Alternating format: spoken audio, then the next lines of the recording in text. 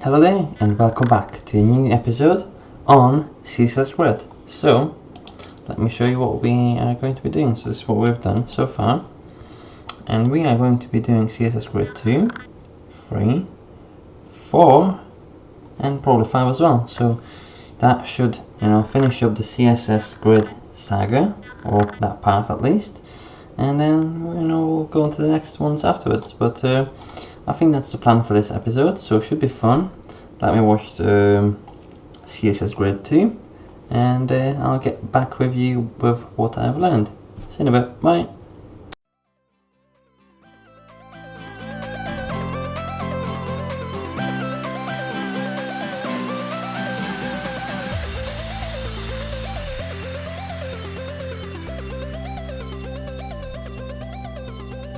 Okay, so what have we learned? Well, as you can see, we have done a few things. First of all, we have looked at repeats. So if I block this one out and bring this one back in, you will be able to see that. Let me actually just do that as well. We are repeating the FR 4 times, which means that instead of us having one FR which just creates one column, we can change how many times we would like this to repeat, which is quite cool. So if we're 3, then obviously we're gonna get 3. But we well, that's something. And then we also have the auto section, which, if I do this, it doesn't seem to change anything for the first column. But if we go back and do this, you see now that because the length, the original, or the width, the width of the actual container that contains the class of zone green has actually increased, because there's 2 objects in it now. Now the whole column is going to be that length, so that the next objects afterwards are going to be the same length of the column as it's an auto. But if we didn't have that as an auto and we just had it as regular old Joe, and just we had it like this and save, we would have the column be just one single file, so as in F1, and that's why the second fox would come to the second row. But then all the other ones would be the same, because this one isn't auto, because if I change this to auto, then all the lengths should be equal to this one as well, or all the vertical lengths. So that's what we have learned. Fun stuff. I will I'll remove this one, and we're all back to the start. So I'll crack on, and I'll see you in a bit.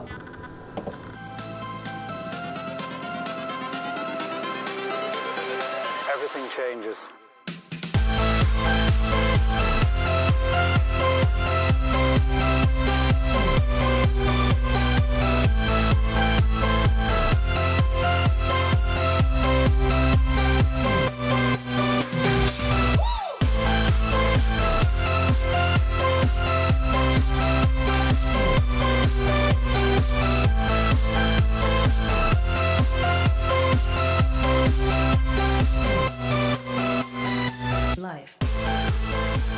Hello and welcome back. As you can see, we have done quite a bit. So first of all, let's go over what we can actually see. So we have our grid template and columns, and then we have our repeat from before. But instead of just having repeat, we can have repeat, and then we can do an autofill, which means that if yes, so we can fill in all of the all of the space provided, and then we can set a pixel limit like 300 pixels, and then it will come out with, so let me actually show you. We just have 300 pixels. That should do the trick.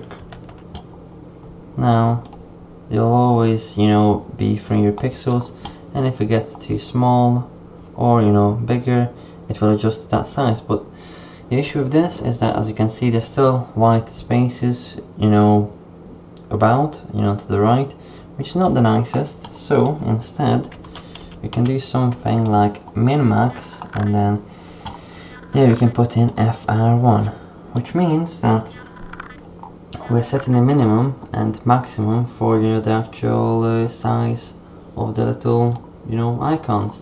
So you can see that the minimum, so we don't want the the squares to become any smaller than 250, but if we don't want them to be any bigger than FR1. So as you can see, they adjust, and now we always have a perfect fit, and it's never going to be too large or too small. So that's amazing. Also, what else have we done? Well, we have looked at justify item and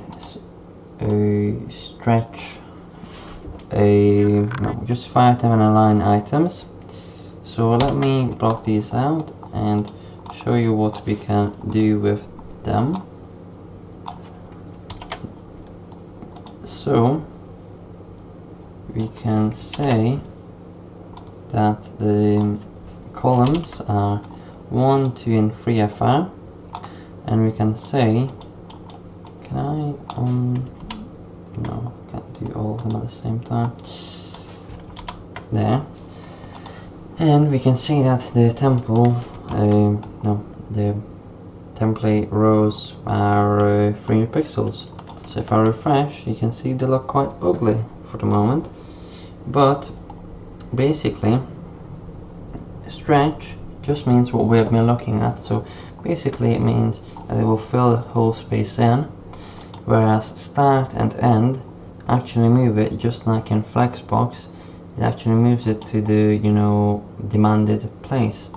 So as you can see, if we select this tool, you can see how it goes. So for instance, here you can see that the template is 300 pixels, but we are aligning the item to be on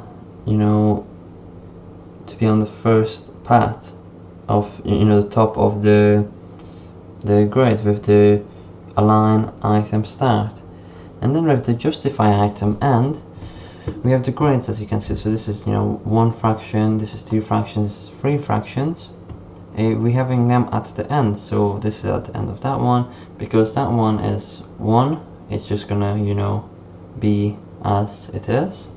With these ones it's changing. So basically this is a cool little thing that isn't too useful, but it's still good to know about. So that's basic gist of that. So if we remove this and we remove all of this, we can actually have something quite cool looking now, as you can see. And just with 4 lines of code, we have made a really responsive little website. So what we're going to be doing now is, in the next video, we're going to be changing the size and scales of all of these, and that should be fun. So let's see in a bit.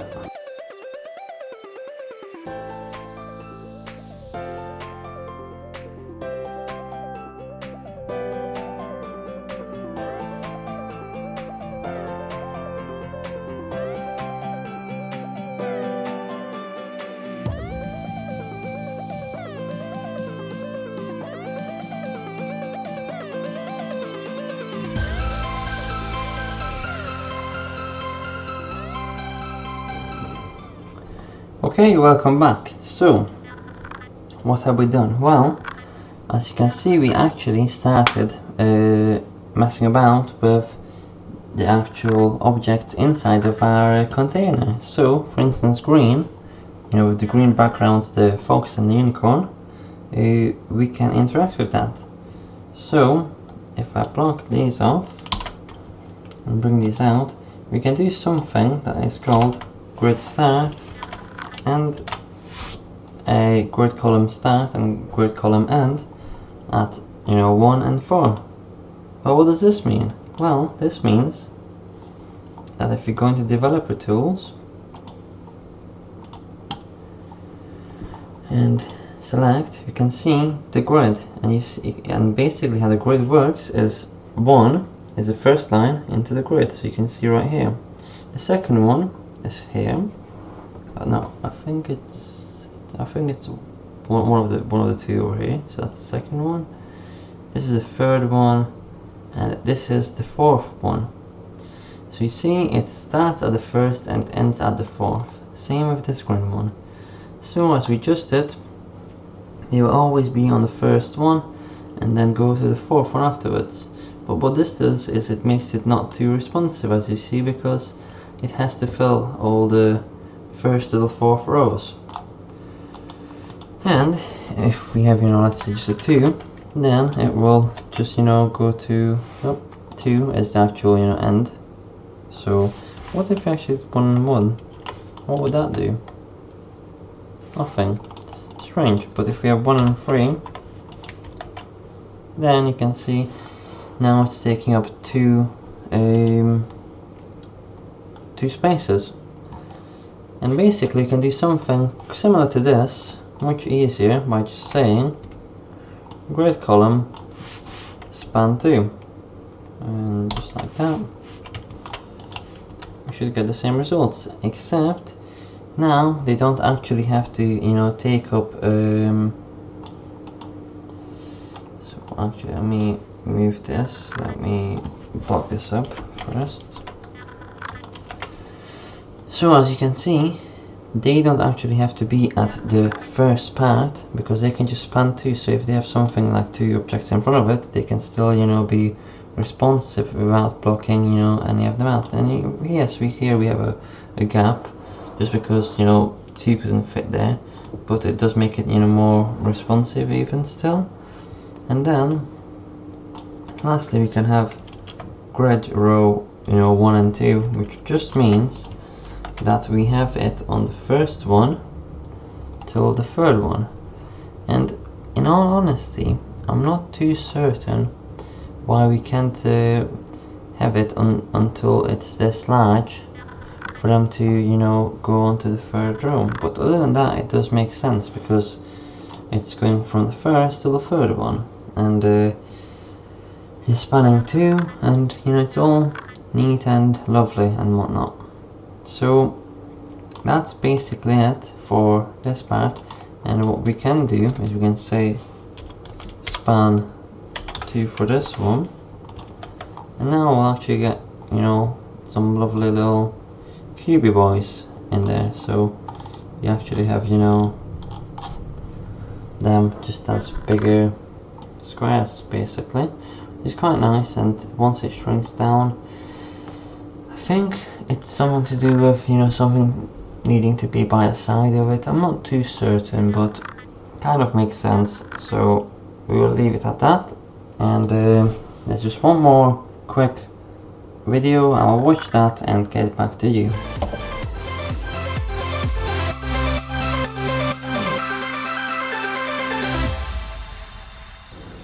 Okay, welcome back. So what have we done?